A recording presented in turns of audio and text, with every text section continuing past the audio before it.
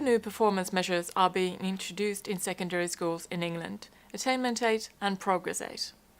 In this video, I'll be talking about what's expected from schools and how our assessments and data can help. The goal of the Progress Aid measure is to ensure each individual is supported in making progress, and there is also a particular focus in maths and English, which are core skills in life and learning. Here Lisa Crosby discusses how her trust has started to address life without levels and the challenges of Progress Aid. Life without levels for us has given us the opportunity to really think our assessment system. It's also allowed us to really think about the curriculum and how we are securing those skills and mastery of them through the curriculum.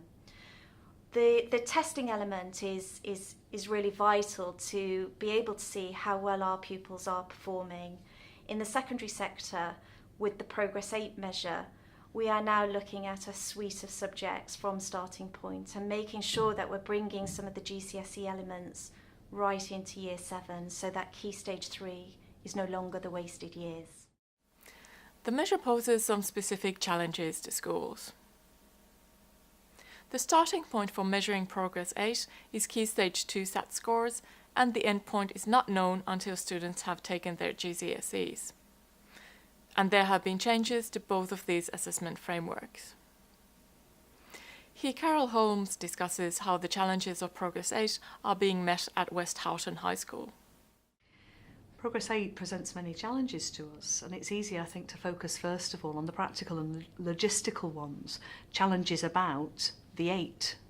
So we focus perhaps on the choice of curriculum, we focus perhaps on target setting, but actually Progress 8 is ultimately about progress, and the challenges that Progress 8 gives us all linked to learning and progress.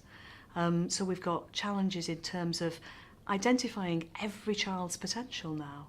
It's no longer about reaching a statistical boundary for the number of C's. Now it's about every child's potential and maximising that, whether they're very capable or perhaps less able. It's about identifying barriers to learning. As a school, we're very aware that our accountability measure is fixed. We can't do anything about that. It derives from what this child has achieved at Key Stage 2. And even worse, we don't actually know what that accountability measure is going to be until it's given to us retrospectively. So what we've got to do with Progress 8 is recognise potential. And we need to recognise that potential very early on and set targets for children, expectations that are aspirational and realistic. What can schools do then to try and do well in Progress 8? This is the good news. Just do what you do best, which is supporting each individual student to do their best in their learning. Teach well, put interventions and extension work in place as needed, and make sure each student has the chance to succeed and to make the most of their potential. One thing that can help you in your day-to-day work of supporting each individual is having a robust assessment plan. Upon entry to secondary, it is useful to measure accurate starting points for learning. And moving forward, regular checkpoints will help you ascertain that all students are making progress and that you will be able to identify any issues early on. Here Phil Hart, the head teacher at West Houghton High School, discusses how he has addressed the challenges of Progress 8. The biggest challenge of Progress 8 that we found was really just changing the mindset around how we teach, assess and structure the learning of our students. Again, acceptance with all our staff that every grade, every student, every subject actually matters, rather than them looking to teach to a hurdle and get as many of the kids over the individual hurdles that they can. So I think that has required quite a lot of work around our teacher learning to really get them to understand what assessment is, why we assess, what we assess, how we assess, what we create from a data perspective, and then what we do with that data and what that data is actually for, and a constant reminder that the data is about moving learning forward and not to create some nice graphs that look good on the head's wall in many instances. There are some wider implications and challenges of the Progress 8, in particular as a head teacher, in making sure that the staffing profile matches the curriculum modelling changes that we're going to have to do. We did have quite a traditional curriculum as was, but it is forcing us to look at a different curriculum structure, particularly at Key Stage 4, but then we'll come down to Key Stage 3. And it will facilitate some staffing profile changes within our school and across all schools, and I think that's a real challenge for the profession in moving that forward. The curriculum model that we've now got in place requires more language teachers. That's a challenge for me to make sure that the supply of language teachers comes through as we would want it to accommodate that shift of more students studying a language. To add rigour to your assessment plan, you may want to use assessments that allow you to compare to students nationally and benchmark against the national cohort. This will give you a stable, reliable measure from one year to the next, and this is where we at GL Assessment can help. In the reports from our assessments, we provide many measures that are linked to the performance of a representative national sample. Different assessments have different indicators depending on whether they're measuring ability or attainment or helping identify barriers to learning. Many of our assessments will provide you with a standard H score, STAY9 and national percentile rank for each student. Here I am looking at the group report for progress tests in maths, and similar tables are also available in the reports for progress test in English and progress test in science. The standard H score provides you with a stable, reliable and objective measure of student attainment.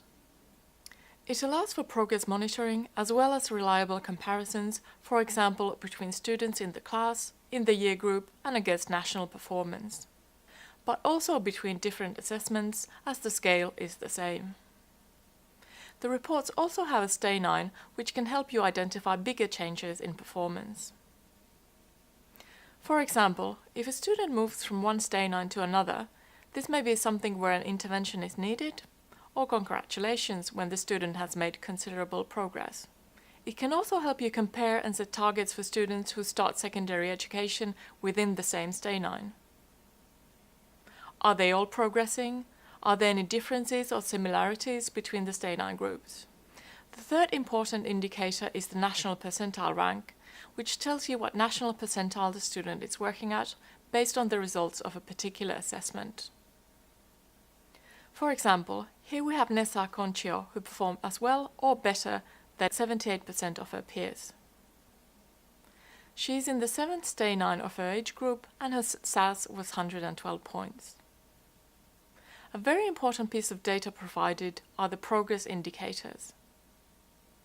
They allow you to monitor progress year on year, which can help you identify any issues and ensure that everyone reaches their targets. It can also be used to support conversations with parents and the students themselves and guide learning back on the targeted path. The full power of data can be achieved by using different assessments to form a rounded view of the student, not just of their current attainment, but also of their ability. Knowledge about ability can be used for setting inspiring and challenging targets that are also realistic. Our Cognitive Abilities Test, CAT4, helps identify a student's verbal, non-verbal, quantitative and spatial ability. Here we will hear about one particular example of how this whole pupil view has helped a student.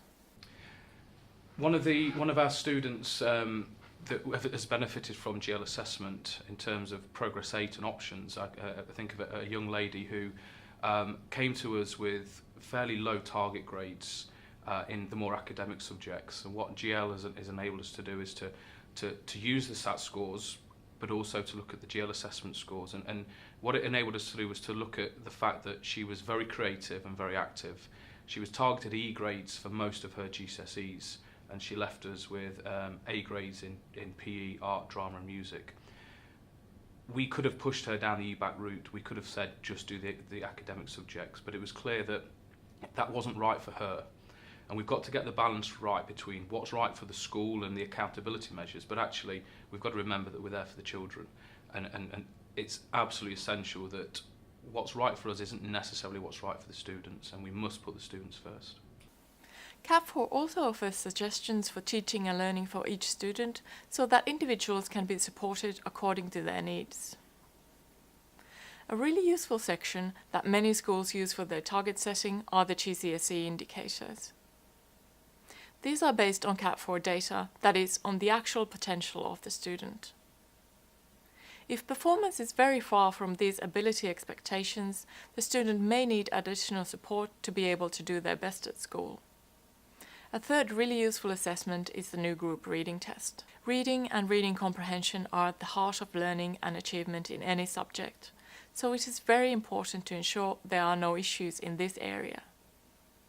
And again, you will be able to compare the performance of your students to the performance of the national sample and get those helpful standardized scores.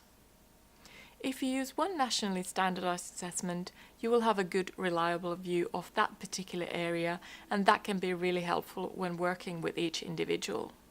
If you use a suite of assessments together, such as the Progress Test Series, CAT4 and NGRT, these are all included in our complete digital solution, where you can compare attainment and ability across different subjects and achieve a holistic view of students' learning, which we call the whole pupil view. This view can help use the students' strengths to support any weaknesses they may have and make sure they are progressing in their learning, and in particular in maths and English.